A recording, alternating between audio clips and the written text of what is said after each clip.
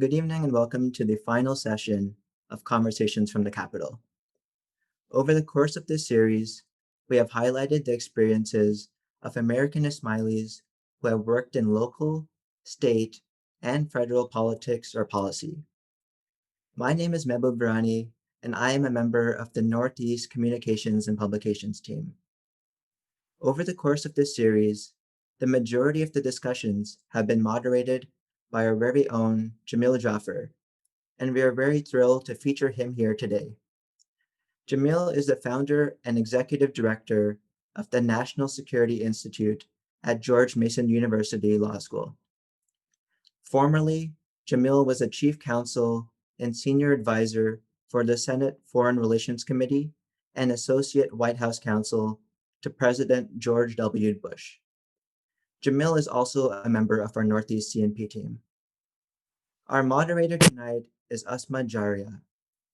Asma is another member of the Northeast CNP team and has played an instrumental role in bringing conversations from the Capitol to life over the past few months. The conversation tonight is sure to be full of great stories, so sit back and enjoy. And given that this is our last session, we thank all the participants who have been speakers for us, as well as all of you for joining prior sessions.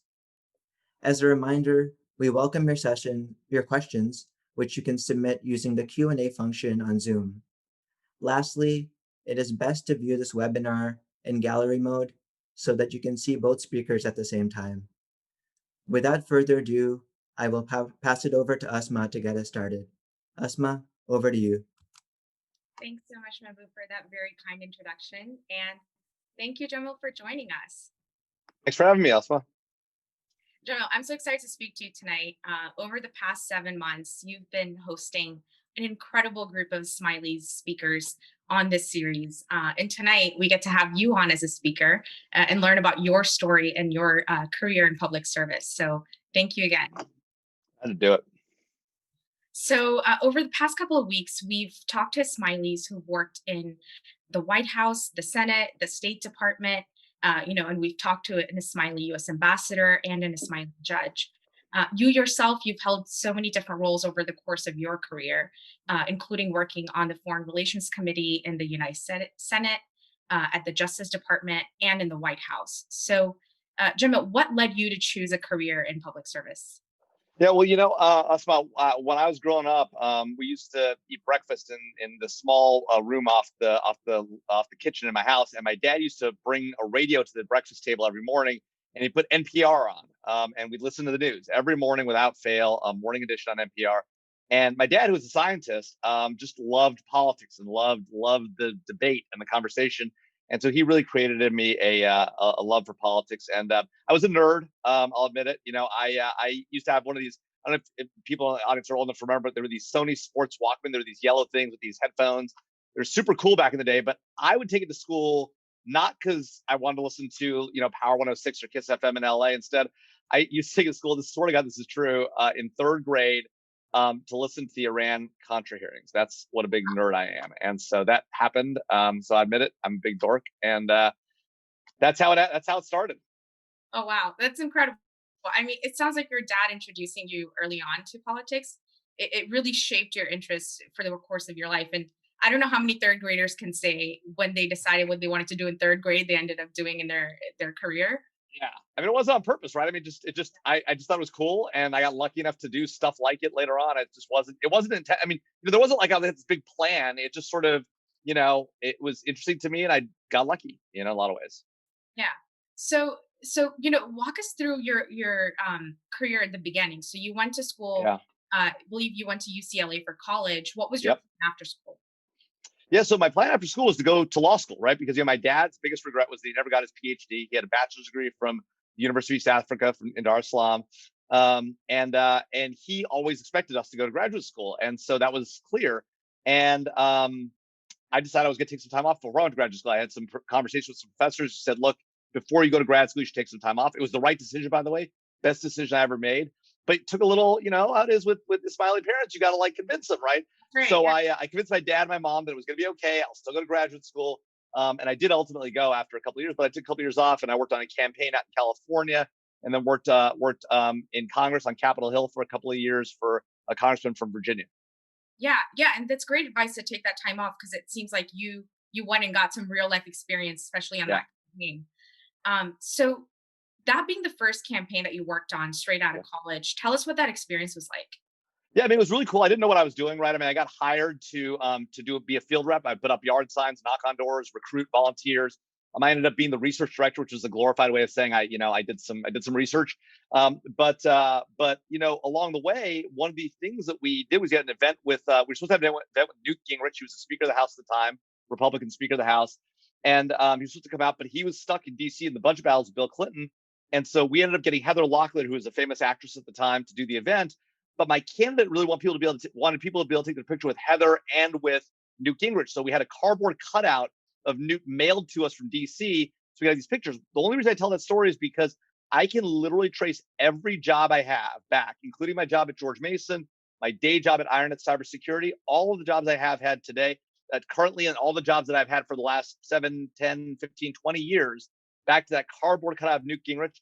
And the guy who mailed it to me, who I Wow. randomly met at a fraternity event in Washington, D.C. 6 months later. We ended up becoming great friends. He hired me later on down the road. And, it literally changed my life. And a random cardboard cutout that was mailed to me from D.C. It's crazy the things that can happen in your life. Wow. Yeah. What are the odds that on the other West Coast Yeah. you're have a life connection that is going to really kick off the career that you've had today? So wow, that's Yeah. an incredible story. Um, so John Mill, so you work on the campaign, and then you Mhm. said you went to DC. You had Yeah. a few jobs there, and then did you go to law school after that? Yeah, so we lost the campaign. I moved to DC, got a job on Capitol Hill. In fact, I was looking for an apartment and got a job instead. The guy whose apartment I was looking at ended up not wanting me as a roommate, but he got me the job working for his boss. And so I worked on for Virginia congressman for a couple of years. Then I went to law school. I'm out in Chicago at the University of Chicago. I was there for 3 years, and then moved down to Houston, Texas, to work for a federal judge down there for a year. You have to do that after law school to get some experience. It's called a clerkship. So I did that for a year for a judge in Houston, and then I moved back to DC to work at a law firm, small litigation boutique, about 100 lawyers. And between though the time I went from the judge in Houston to the law firm, I had some time off, and I wanted to work in politics. I wanted to work on the Bush campaign. It was a re-election campaign in 2004, and so when I was working on the Hill back in the day, I didn't know a lot of people in politics. I had just worked on a brief campaign. I just finished college, and one of the Smiley person told me, hey, there's this guy out in Florida. He's a Republican too. His name is Hussein Cumber. You should call him. So I called this random dude who I'd never met before, right, Hussein Cumber, and we ended up becoming friends. This is back, when I was on the Hill. So 4 years later, I'm looking for a job on the campaign, and I call Hussein. And I'm like, hey, Hussein, you're still involved in Republican politics, right? He's like, yeah. He by the way, was the youngest large dollar fundraiser for President Bush ever in his Smiley. And so he said, yeah, actually, I can get you a job probably working as a county manager in Florida. So that was great. I was going to go to Florida. And then I called that guy from the cardboard cutout who I'd met him at a fraternity event. Turns out he randomly remembered my campaign because he had mailed a cardboard cutout to LA. I gone to the airport to pick it up. So we had this bond about this thing. We ended up becoming friends. And I called him up, and he had become the Bush campaign manager for the state of Iowa. And I called him up, and he said, yeah, why don't you come to Iowa and work for the party and run election day operations? We need a lawyer to do that. So I ended up going to Iowa and was there for 4 months, and we won Iowa in 2004. And I went back to DC and was at that law firm. And then because of that, a random guy that I met on the campaign in Iowa, he ended up getting me a job at the Justice Department, and that's how I began my career in the federal government. Which ultimately led me to where I am today. Yeah, that's incredible. So yeah, the thread of people you've met in one job really carried you on to the next opportunity and so on and so forth. Exactly. So you mentioned you then were working at the Justice Department. Yeah. Could you tell us a little bit about what your role was there? What did you work on?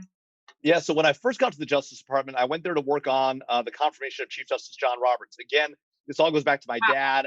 Yeah. What had happened was I met this law student in Iowa, a guy named Mike Davis. He'll come back to be part of our story later on. But he was just a random law student. I tried to recruit him to actually work for me. He didn't come work for me, but we did a lot of stuff together. And when I went back to DC to go to the law firm, he had graduated law school and then getting a job at the White House as the person who places job in political appointments. And so he had called another Iowan at the Justice Department, Rachel Brand. I ended up going to work for her on the Supreme Court confirmation. My dad had called me one morning and said, "Hey, Sandra O'Connor just retired from the Supreme Court." And I was like, "Dad, I need to get a job working on this. Let me call you back." I called my friend Mike, and before you know it, I was at the Justice Department. And what was really weird about that was that while I'd been at the law firm, for the first 2 months I was there, I met this guy named Neil Gorsuch, right? He was a partner at the law firm, seemed like a nice guy. He was a Republican too. So I'm like, oh, let me go meet this guy, whatever, not to know that one day this Neil Gorsuch guy would become a judge and then a Supreme Court justice, right? To me, he was just some Yeah. lawyer, right? Who knew? And so he leaves 2 months into my job at the law firm. He goes to DOJ, the Justice Department. 7 months later, I go to DOJ. He's in a different office, but now I'm there. And I'm like, oh, let me look this guy Neil Gorsuch up again, right?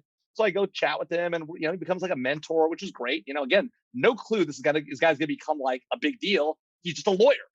Yeah. And so I'm working on Roberts and the Roberts confirmation, and then Justice Alito and the failed Harriet Miers nomination. That was all really fun. And then my boss comes to me one day after all those nominations are done and says, "Hey, we've got this guy Neil Gorsuch. We're thinking about making him a judge." And I said, "Well, I know him. He's sort of a mentor. I can't really review his application, but if he gets nominated, I'd love to help out on his confirmation." So they have somebody else do the work. He gets nominated, and then I help on the confirmation. Again, he's just going to be a regular judge out in Denver. Denver might as well be Mars, right? There has been a Supreme Court justice from Denver since Byron White, and there was been one before. Wow. So off he goes he's going to go after that job. He gets confirmed. And so we're having coffee one day at a Starbucks and across the street from DOJ. And this is going to show how dumb I am, like literally, and frankly, what an obnoxious jerk I was. So I'm sitting there with him. And he says, "Hey, Jamil, so I got this job as a judge in Colorado. You should come work for me in my first, year on the bench." And I literally look at him, and this is, mind you, I was 28. In case I was dumb and didn't know anything. And he was young too. He was like, 37, right? Wasn't that much older than me, 10, 7, 8 years older. And so I looked at him, and I'm like, "Are you crazy? I worked for Edith Jones, like the conservative judge of our generation in Houston. I'm not going to work for some baby judge in Colorado." I mean, mind you, this guy ends up becoming a Supreme Court justice. Like, I'm the idiot, right? Luckily, he thought it was funny. He laughed about it. He's like, "Yeah, well, let's find some other people." We found some other people for him to hire. And then he had one more spot. And he comes back to me and says, "You really should come work for me." And I was like, "I'm not sure." Again, just because I'm dumb, don't know anything. He's like, "I'll tell you what, it's ski season in Colorado. You should really come." And I'm like, "All right, let's do it." So I moved to Colorado. I worked for him for his first 4 months on the bench. And then I got a job back at the Justice Department in the National Security Division. So I went back there. But the crazy thing is, like, you never know, right? Like, this guy, right, ends up on the U.S. Supreme Court. I ended up, by the way, going to work for him 10 years later on the Supreme Court. I was one of the oldest law clerks in Supreme Court history. So that was a weird thing too. But who knew? Yeah. So Jamil, so you say you worked on his nomination process for the Supreme Court.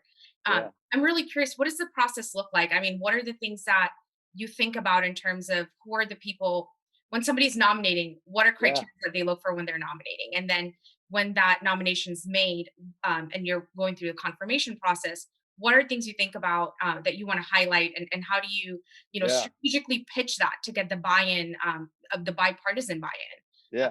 So, yes, the funny thing about Neil Gorsuch was that, President Trump had indicated he was going to pick his nominees off of a list, right?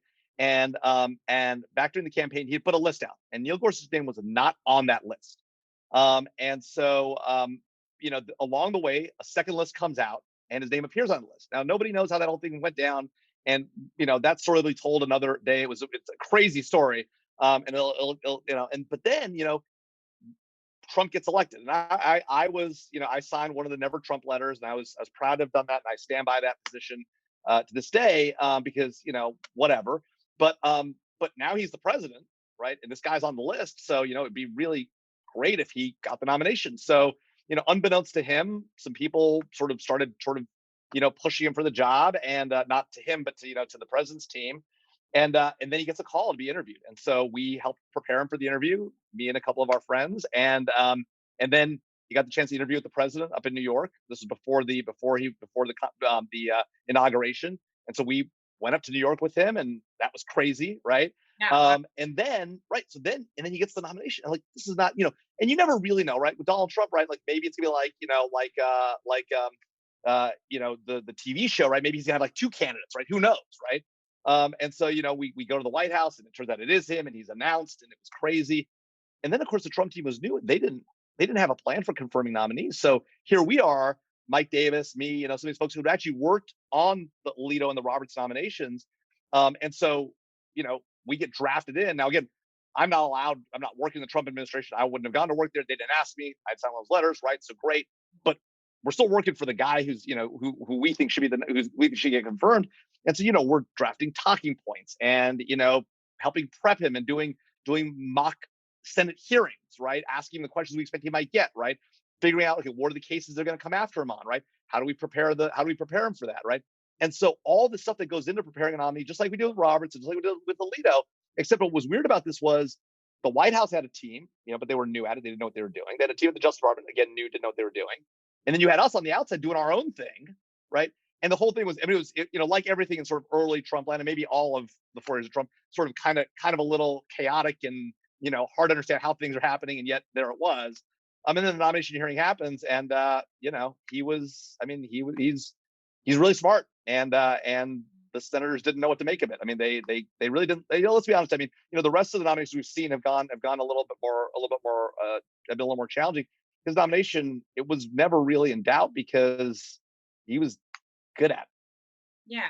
And what I find is incredible is you've not only had the chance to do this once, but twice. And just the fact that Supreme Court nominations are so rare over time, right? Like, I mean, I know in the past couple of years we've had 3, but typically you can go over a decade without having one. And so Yeah. the fact that there's very few people probably who've had that experience of going through 2 of those from the perspective that you have.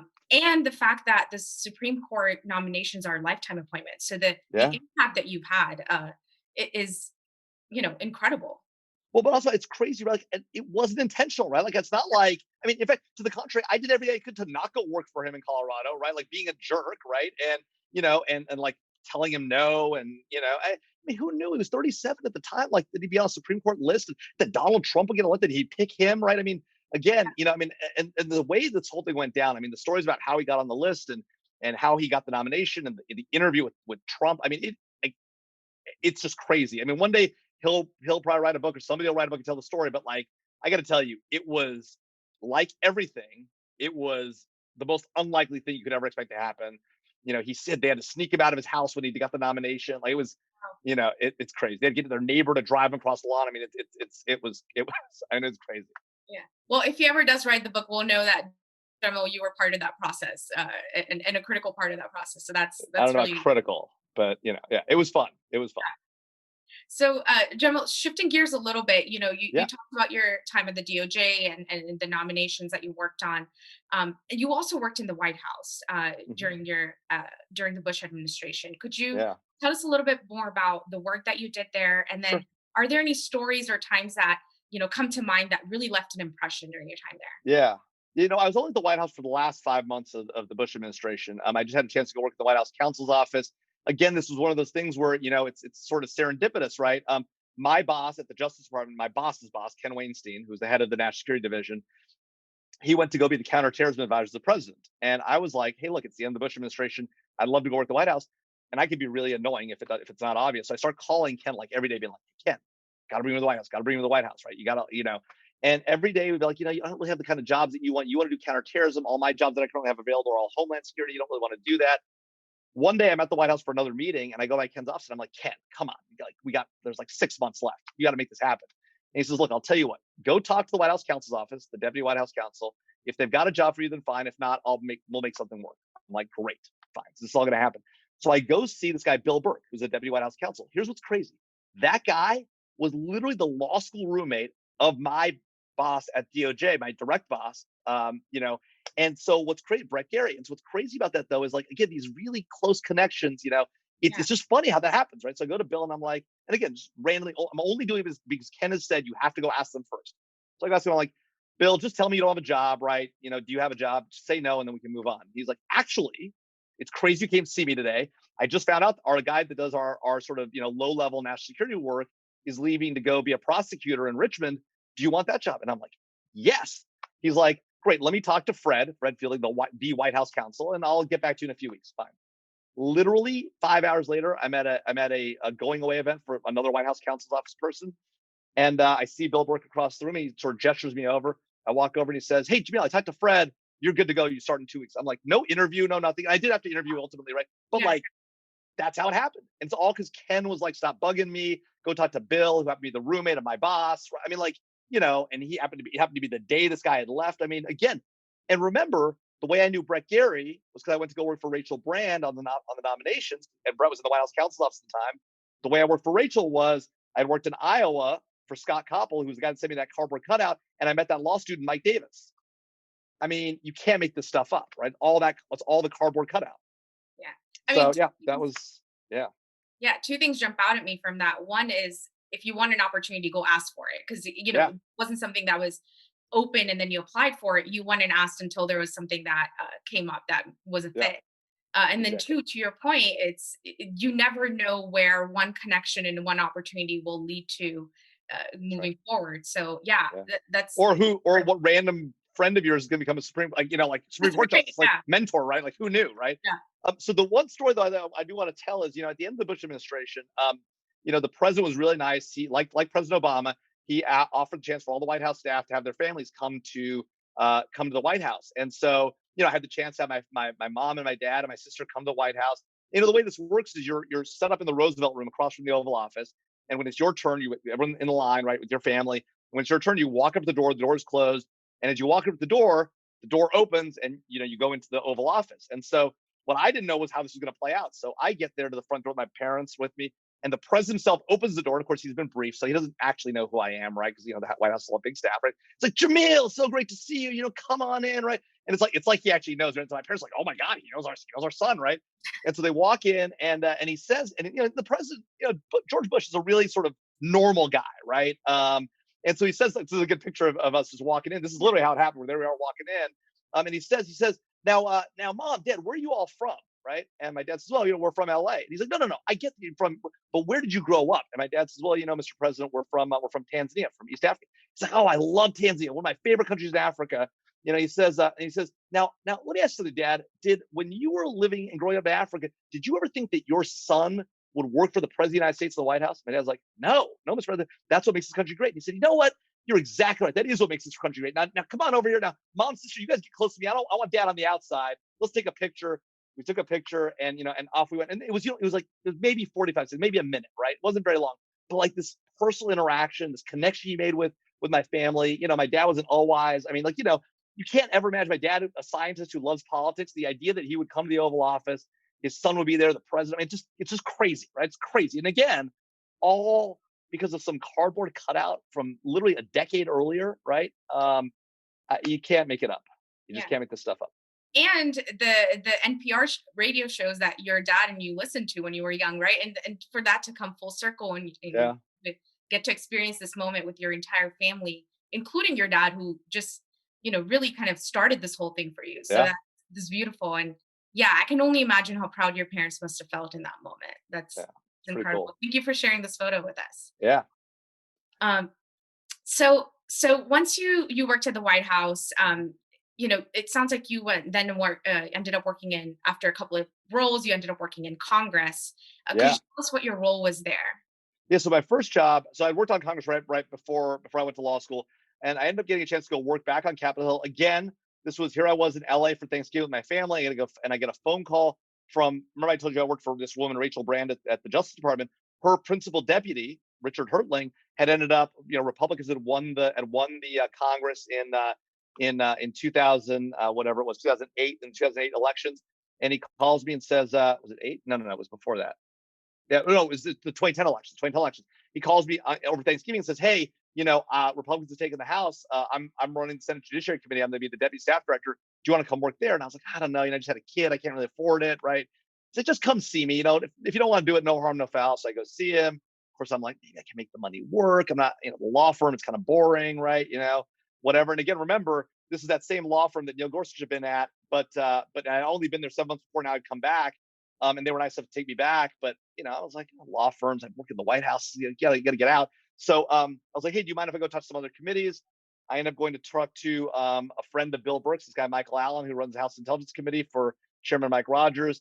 They hire me. I go work at the House Intelligence Committee, and my job is working on a piece of cyber legislation that Mike Rogers wants to do. He wants to do something on the issue of cybersecurity. doesn't know what he wants to do. So he comes to me and says, "Hey, look, I know you worked on cyber in the Bush administration, right? Can you help us come up with a bill?" And so we worked on it, and we came up with a bipartisan bill, and it was a crazy run. Yeah, so that's incredible. So I don't know, again, a lot of people who've gotten that opportunity to do that. So could you walk us through Yeah, process look like to draft a bill and help pass yeah, that, right? And and yeah. and walk us through maybe how do you write it? What are you thinking about when you're writing it? And then how do you again get that bipartisan support to pass it? Yeah. So when we were working on the House Intelligence Committee bill, the cyber bill, what was called the Cyber Intelligence Sharing and Protection Act, um, you know, we weren't sure what we wanted to do. We knew we wanted to do something in the cyber arena, but we weren't sure what would be helpful. What could the Intelligence Committee do usefully? So we sat down and we met with a lot of stakeholders, people from the government, people from industry, and I remember sort of us all sort of circling on this idea that we should do something to allow the private sector and the public sector to share information about cyber threats, right? So I remember I'd been up in New York for some event. Actually, I think it might have been, I'm pretty sure it was a council meeting. And I'm on the train from New York coming back from a council meeting I was on the Northeast Council at the time as a legal member. And I remember just sort of like, as we had this idea, so sort of sketching out a sort of a diagram of like, okay, if you want to get these companies and the government to talk to you, they're like, how would it work, and what are the barriers to that, and how do we clear out the legal barriers?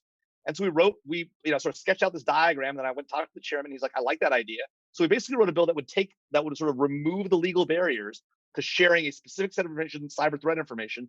And then we put out a draft out there, right? And we did it bipartisan, and we wrote it with the ranking member of the committee, with his staff. So it was very bipartisan.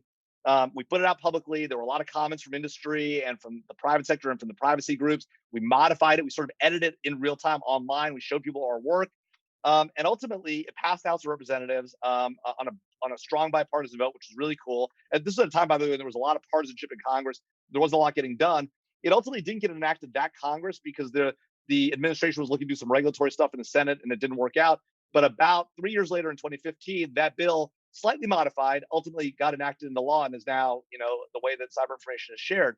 What's crazy about that, though, is a few years later, when I worked at the Senate, we had a similar situation. Now, I don't know if you remember, but there was, the president set a red line on Syria. If there was chemical weapons use, he was going to, kind of an airstrike, but he wanted Congress to authorize it. So I'm out in California. My father had been ill with cancer, and I was out visiting my father, and I get a phone call from our Senate, our Foreign Relations Committee leader saying, "Hey, you got to come back. We have to draft an authorization to use of military force." Right. Wow. So we go back to DC, right, and the committee comes back. They're on their August break. The entire Senate Foreign Relations Committee comes back. They're holding a hearing, and there's 5 staffers of us back in the back room: the 2 chief counsels of the Senate committee, both the lawyers, right? So me and my counterpart on the Democrat side, the Democratic staff directors, and then a representative of the majority leader and the minority leader. And we're sitting there and we're literally writing the bill as the committee's holding a hearing about what to do. We're drafting the version of the bill, and there were some details like, okay, how do you authorize just airstrikes, but don't allow troops on the ground, but also allow, if a plane goes down, you have to go and get the troops. How do you get them out, right, without putting boots on the ground? So we're like literally writing this. You think, well, there must have been somebody who called the Department of Defense or some really smart old Right. lawyer who's done this a million times. And literally the crazy thing about this was there was nobody but just us. And so we're writing this thing and we're just like editing it. And that was it. And I'm looking around being like, this can't be how it works. I mean, it can't be just us. This is insane. How could the country go to war with these 5 people, these 6 people? We don't know what we're doing. We're just writing out some words down. Yes, our senators have to sign off on it, and they're going to vote on it, and they're going to review it. But like, we're writing the words, and there's no person behind the curtain. There's no Wizard of Oz, right? It's just us. And it was so crazy, and you think about it and you're like, it's just astounding, right? This is how it actually works in the government. Now, ultimately, as you may recall, that didn't ultimately get enacted because we made the deal with the Russians, the chemical weapons came out, and yada yada yada. But I mean, the committee voted on the bill that we wrote that day and passed it. It was going to the Senate floor until the deal was made, and so it was, I mean, crazy stuff. Yeah, that's wild. And to think, I mean, the amount of influence and the amount of um yeah, I mean, the impact that you have in these roles is incredible because to your point, there's 5 or 6 of you guys putting this together that's really Yeah, driving the foreign policy on this whole thing. So that's mind blowing. Yeah. Thank you for sharing that. I know we have people listening in today who are interested in policy. So yeah, it's incredibly useful. Um and then Jamil, after this, you worked so you were on the Foreign Relations Committee. Did you yeah, get a chance to do travel and international? yeah.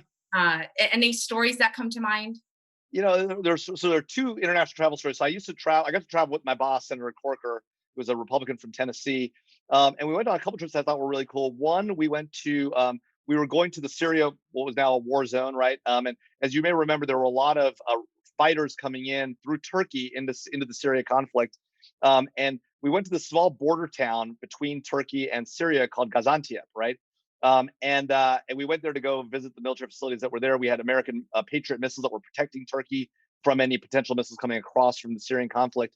I mean, while we're there, we're staying in this small hotel, and it was crazy because it was like that bar scene in Star Wars where there's all these fighters and people with all different kinds of people and weapons everywhere. Literally, the small town was like that. There were all these people who were clearly fighters. They weren't carrying weapons openly, but like you knew they were armed, and it was the craziest thing I was ever seen. And then the next day we're down at a refugee camp right at the border of Turkey and Syria, the Kilis refugee camp, and then we went to the Zatri refugee camp in Jordan. I mean, and the situation was terrible. You had so many people displaced by the conflict, so many people living in very challenging situations. The senator sat there and met with families and talked about the challenges they were facing and how the U.S. could do more to help them. And it was crazy. And then a few months later, I had a chance to go to Pakistan and Afghanistan with Senator Corker. So we fly into Islamabad. We immediately get on this bus and it takes us around to the military side of the airbase in Islamabad. We get on a Pakistani military jet. We fly to Dera Ismail Khan in the North Frontier provinces. We get on a Pakistani helicopter with the U.S. ambassador, with the senator, and the Pakistani general. We fly to Wana in South Waziristan, which literally had been controlled by Al Qaeda 3 weeks earlier, was currently under control of Pakistani military, and 3 weeks later would be under control again of Al Qaeda. And we go there and we get this briefing. I mean, it was just the craziest thing. We fly back to Islamabad. We go to Karachi. We meet with the head of the Army Chief of Staff, Kayani. We meet with the head of ISI, Inter-Services Intelligence. I mean, and again, I'm not doing the talking to these, right? I'm sitting in the back, but my boss is like having, and Kayani's chain smoking cigarettes, right? It was just the craziest thing. So then we fly to Afghanistan and we go meet with Karzai. And again, I'm just sitting in the back. I'm not having a conversation with Karzai, but my boss is, and the conversation's not going well because Karzai's like, I know you met with the Pakistanis. I know you guys are trying to scam me, right? And my boss, he gets mad. He's like, you're so paranoid. And I'm like, we're not making it out of here. Like we're gonna get. This is how people get kidnapped, right? We're gonna get in a fight with the president of Afghanistan. Like, what's happening right now? We made it out okay, but it was, I mean, like the opportunity to just sit in that room, and again, I'm briefing my boss ahead of time, and he helped me get prepared. By the way, Senator Corker didn't need any briefings. He was one of the smartest people I ever worked for. But that's my role. My role is not to be talking to Kayani or talking to Karzai, but being in the room. I mean, it was crazy. Yeah, absolutely. I mean, the opportunity to sit in the room and to experience those is so unique and so incredible. And as you're talking, I'm realizing you've essentially worked in all three branches of government. And at the highest level of each of those, which is I can't seem to keep a job. I haven't gotten fired yet, but I just sort of keep moving jobs. Yeah, no, and I mean, what an incredible journey through all of these, right? So yeah, it's amazing. And as a reminder, just for everybody who's listening in, we're coming up toward the end of the questions that I'll be asking, but we will be opening it up to any questions that you may have. So please feel free to use the Q&A function in Zoom to post any questions, and we'll get to those shortly. So Jamil, we've asked this for a lot of the guests that joined us, but what was the role of your faith and your identity as a Ismaili? And did that play a role in shaping the decisions and the opportunities that you took on? Yeah, well, I mean, here I am, right? I'm a Muslim staffer in the Bush administration, right? I'm a Muslim staffer on Capitol Hill on the Republican side of the aisle. I'm working on national security issues, right? And so you think, well, maybe you felt awkward, maybe people were worried about giving you a security clearance or letting you work on counterterrorism matters or whatever. Let me tell you, never saw any of that. To the contrary, I worked for again, George Bush from Texas. I worked for Mike Rogers from Michigan, a former FBI agent, Bob Goodlatte from Virginia, Bob Corker from Tennessee. Never felt like anybody questioned my loyalty to this country. Nobody ever said it's weird that a Muslim is working on these issues. To the contrary, everyone always asked me talk to me about where you're from. What do where's your family from? What you're Muslim. Tell us about that, right? And so I had to sort of develop this sort of 30-second pitch on what it means to be a Somali, right? So I always put it in the context of we're Muslim, and so we share certain commonalities with the Christian and the Muslim and the Jewish faith, right? I talked about the commonalities. I talk about how we believe in the virgin birth of Christ, and sort of trying to build a bridge with them, right? But then very quickly talk about the Shia Sunni split and how that happened when the Prophet died, and that the Shias have a line of imams, and that the majority of Shias have these 12er Shias where they lost their imam after 12 generations. We're the Ismailis. We have a modern imam, right, and the role he plays, and like you can get that. It's crazy, but you can get it down to like 4 minutes. And when you've got somebody asking the question, you got to get through it all. And so you've got this sort of captive audience for a second there. And so now if you go ask Bob Corker like who the Ismailis are and who the Khan is, like he knows, right? And and it's crazy. And so like I started just doing this, like on a regular basis. I'd find reasons to sort of talk about it, and then we'd do the pitch. So like one of the things you get to do when you're at the Supreme Court is you get to, as a law clerk, you get to have a lunch with each of the justices, right? So I remember the lunch with Justice Alito, and he didn't really even ask the question. I'm like, oh, let me tell you something about like my religion. And I just jumped into like the spiel. I remember we're like sitting at this restaurant in DC, and it was this like crazy weird moment. But I'm like, hey, when else am I going to tell Sam Alito about like who the Ismailis are? Right? So here's my chance. Go time. That's right. Yeah. And now there are people in the Supreme Court who know who the Smileys are. So that's incredible. And Jamil, also, obviously with all that's going on with the pandemic and the political landscape today, there's people that are listening in that are interested in making a difference, that are interested in having an impact. What advice would you give folks of all ages about how to get involved and do that? Yeah. Well, one, obviously, vote. Whatever you do, vote yesterday if you could, vote today if you can, vote tomorrow. Don't vote more than once, to be clear, right? But definitely vote. And be confident your vote will be counted and that it will matter. I know there's a lot of discussion about, there's going to be fraud or, votes won't be counted or whatever. That is not correct. I do not believe, and I work in cybersecurity, I don't believe that there will be an effective effort to manipulate votes. I think to the contrary, we can be confident the elections. I'm not sure we'll get them on election night, right? But I think you can be confident your vote will be counted, and you should go out and vote. But beyond that, you should get involved, right? You can make a difference. You can work on the Senate Foreign Relations Committee. You can work in the White House. You can work on a political campaign. You can matter if you want to. And it doesn't have to be the federal level. You can do it at the local level, right? You can do it anywhere you want. Let's say today you're thinking, I really support, name your candidate, your member of Congress, the presidential candidate, whatever, right? You know what you can do? You can go work on that campaign tomorrow. You can literally go tomorrow, volunteer at an office, and you put your mask on, whatever. You can go knock on doors. You start making phone calls. You can do it from your home. If you want to get involved, it is not too late, even for this election cycle, and it's certainly not too late to get involved in policy in the next Congress, in the next administration, or in the next election cycle in 2 years from now. So the most important thing you can do is one, vote, and the second most important thing you can do is get involved and make a difference. And it is not impossible. It is not hard even, but you got to go do it, and you got to go take a risk, and you got to be willing to just sort of leap off the bridge. And one thing I want to say about taking risks, right? A lot of people, in particular, in the Israeli community, our parents are like, be conservative, find a job that's going to pay you well, right? Here's the reality, right? For most of the people who are listening to this, you've probably done pretty well in your life. You've pretty much succeeded everything you've tried. And because you haven't, you struggled, you picked yourself up and gotten further, right? There's no reason to think that's ever going to end. To the contrary, it's likely to continue. So what you should do, rather than running away from risk and being cautious and get a law degree and work at the law firm, you don't want to work at law firms because you need to have that experience, right? Don't do that. Go take the job you want. Go try to get the job you want. And if you fall off the cliff and it doesn't work, get up, pick yourself up, and try again. Risk taking is what will define your ability to succeed. If you don't take risks, you can't succeed. Yeah, I love that. I love that advice. And I think, when you talk about being involved in campaigns, this has been a quite consistent piece of advice, that we've heard from a lot of the other speakers who've also joined on the series, where you've hosted as well. And it sounds like, it may sound crazy where, go pick up and go work on a campaign and maybe I don't have the experience. How do I even do that? Where do I get started? But in reality, to what you mentioned, there's so many people who joined us who that's exactly how they got started. And that was the one common thread between everybody, was that they started working on a campaign and as field organizers, knocking on doors and putting yard signs in. So starting where they did and where you did, and looking at the career trajectory that you've had and the impact and the influence you've been able to have. And it started out by you taking that risk to go work on a campaign and take a break from law school. So yeah, absolutely. I think that's a wonderful piece of advice. Yeah. And I think we'll go ahead and we're getting a lot of really great questions on the Cool. Q&A. So let's go ahead and dive in there. Sounds Um, good.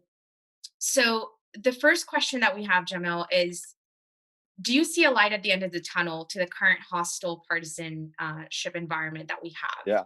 that we Yeah. currently see in the Beltway?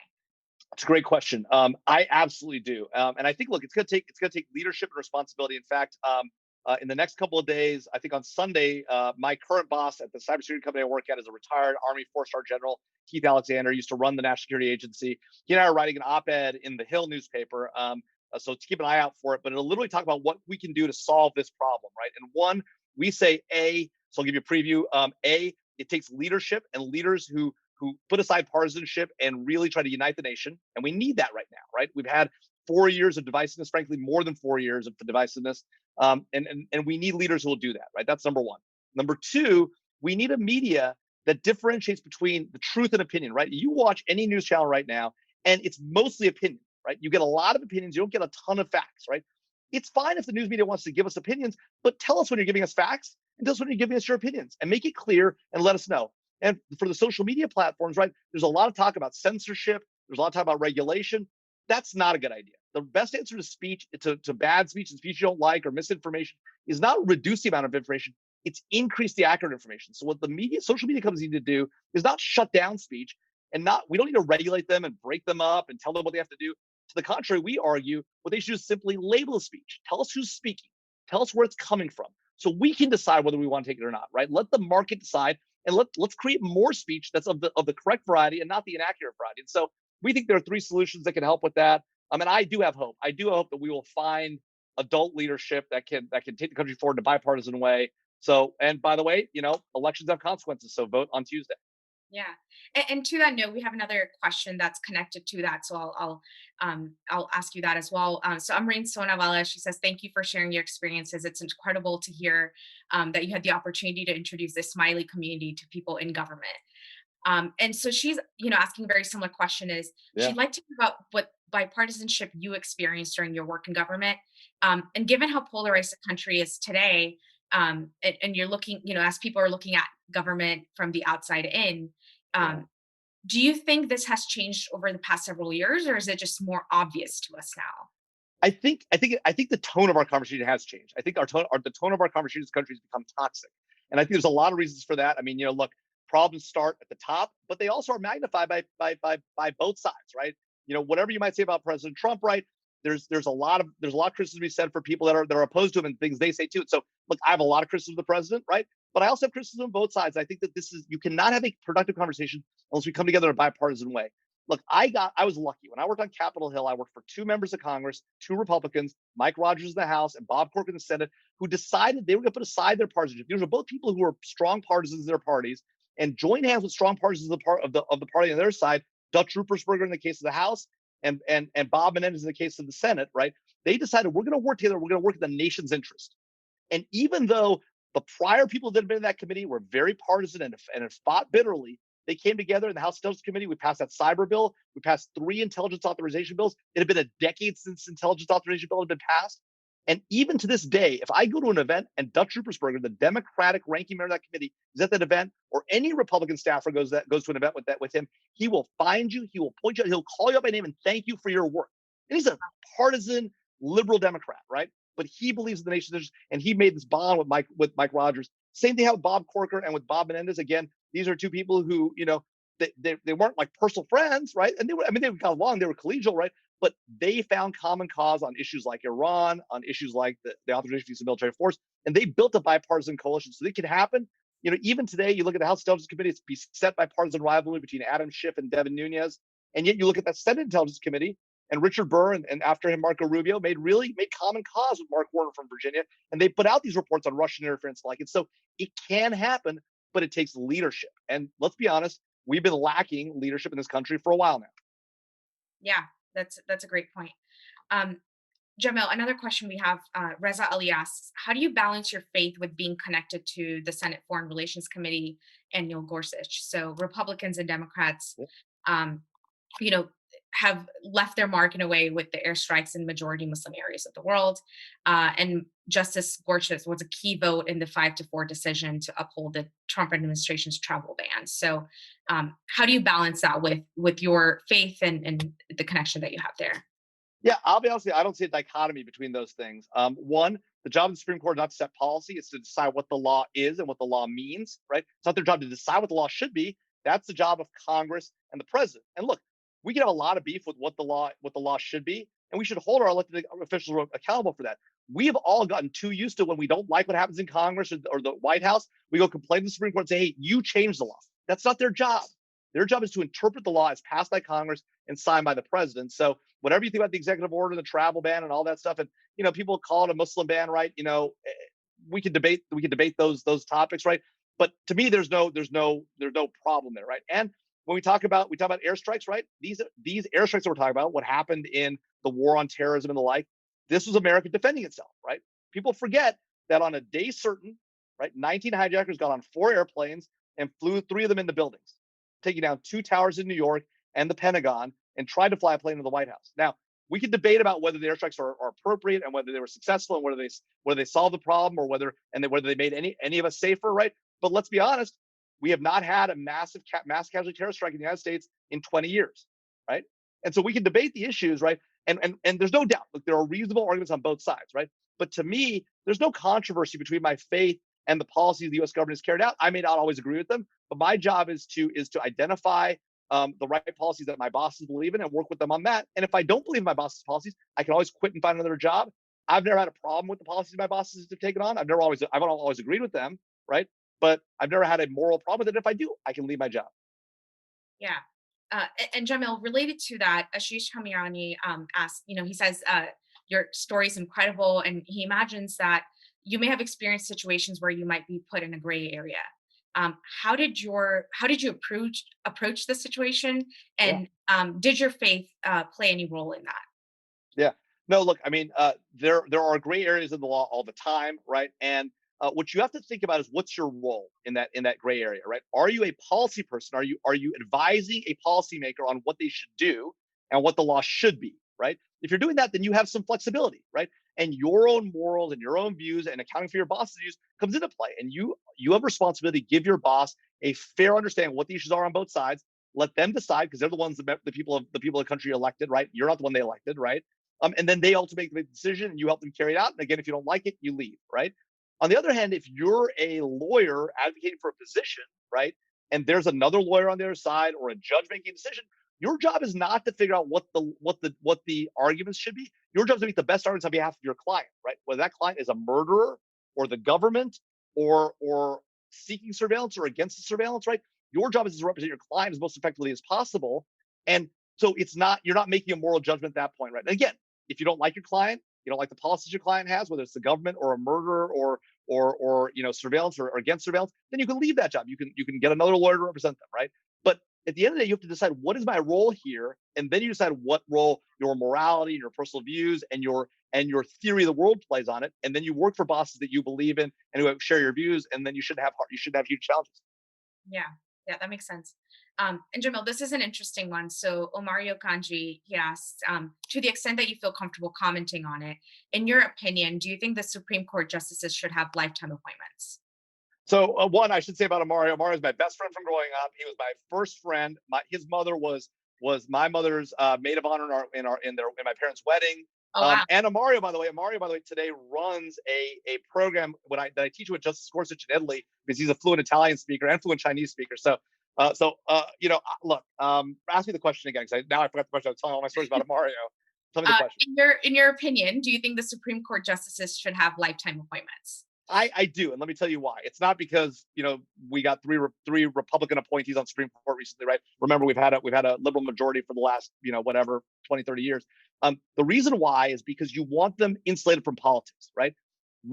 If we have Supreme Court justices on with repeated sort of, if they have to be elected or if they're removed after a certain amount of time, then they'll think about what their next job is going to be, right? They'll think about what comes after that, right? And that's not what you want them doing. You want them to sign the law based on what the law says, what's written down.